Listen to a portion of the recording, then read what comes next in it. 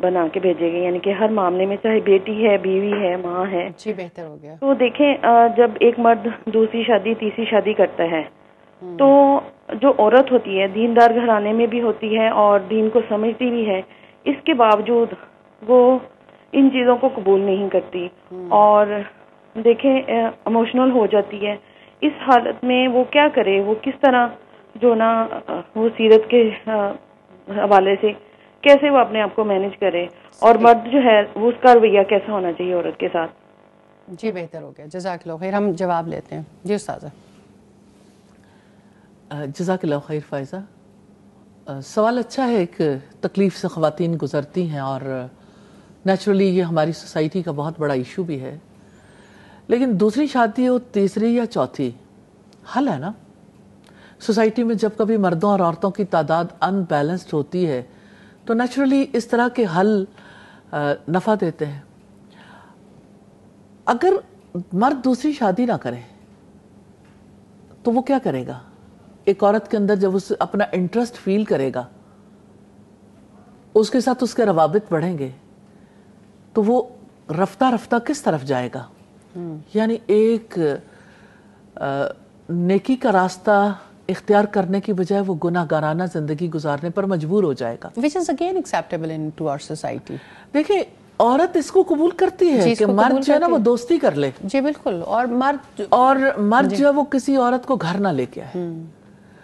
اب بات یہ ہے کہ استاذہ یہ جو انہوں نے خاتون نے بات کی کہ دیندار گھرانوں میں بھی یہی مشکل ہے، اور واقعی تو عورت یہ والی بات سننا بھی نہیں چاہتی ہے کہ اس کے موضوع کے اوپر کوئی بات کی بھی جائے. آخر اتنی ریجڈٹی کیوں ہے؟ کنڈیشنڈ مائنڈ کی وجہ سے. کنڈیشنڈ ہے نا مائنڈ. اس نے یہ دیکھا کہ جس عورت کے اوپر بھی سوتن لائی جاتی ہے وہاں عدل نہیں ہوتا، عورت کو کوئی مقام نہیں ہوتا، عورت کے بچے رل جاتے ہیں.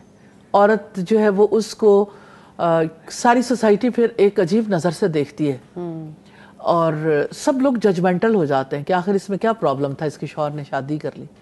اور جس شادی کی تقریب میں جائے وہاں سارے لوگ کہتے ہیں اچھا ان کے شوہر نے دوسری شادی کی ہے. سوسائٹل پریشر اتنا زیادہ ہے. سوسائٹی کا پریشر ہے. سوسائٹی میں ہر کوئی اسے یوں دیکھتا ہے کہ اس کا ہی فالٹ تھا کہ جس کی وجہ سے مرد نے دوسری شادی کی. صحیح.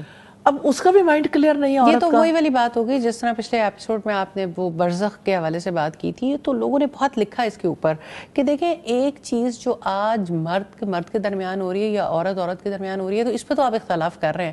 اسلام تو عورت اور مرد کے ناجائز تعلقات کو بھی اتنی برا سمجھتا ہے، اور اس کو آپ پکچرائز کر کے ڈراموں میں ویسے معاشرے میں ہماری سوسائٹی میں ہر طرح سے دکھایا جاتا ہے، اس پہ کوئی آبجیکشن نہیں ہے. یہ بڑا انفارچونیٹ ہے یعنی کہ آپ مرد اور عورت کے درمیان کے تعلق کو تو یوں سمجھے یہ مقدس تعلق. ہاں، اور یہی والی بات اس سیناریو میں بھی ہے کہ دوسری شادی تو بہت بڑا گناہ ہے یا اس کی بات کرنا بھی سوسائٹی میں گناہ ہے. لیکن اگر مرد غلط تعلقات میں انوالو ہے اور غلط ایکٹیویٹیز میں انوالو ہے اس کے اوپر کوئی حرج نہیں. یہ مرد ہو یا عورت ہو، دونوں طرف. اس کے اوپر بھی عورت کو اعتراض ہوتا تو ہے.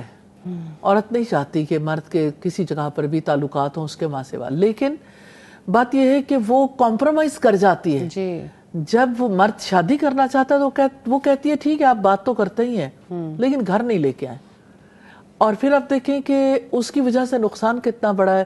سوسائٹی میں جو بے حیائی عام ہو رہی ہے اور سوسائٹی میں جو دوسری عورت کے حق تلفی ہو رہی ہے کہ وہ رشتہ نکاح میں بندھنا چاہتے ہیں. اب یہ خاتون جو ہے وہ سٹینڈ لیے ہوئے ہیں کہ ایسا نہیں ہو سکتا کہ آپ ایک حلال رشتے میں بندھ جاؤ، حرام میں بندھے رہو، حلال میں نہیں بندھ سکتے.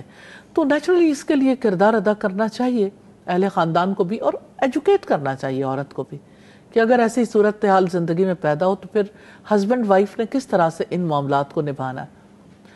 اور جو لوگ ایجوکیٹ ہو جاتے ہیں، آپ نے دیکھا ہوگا ایک نشست میں ہمارے پاس ایک خاتون آئی تھی جنہوں نے یعنی خصوصی طور پر ہسبینڈ کو الاؤ کیا کہ وہ دوسری شادی کر لیں. ہے تو یہ بڑا ہی مشکل محاذ، بہت مشکل محاذ ہے، اور جو اس کا انتخاب کرتا ہے اس کی کوئی زندگی نہیں رہتی پھر.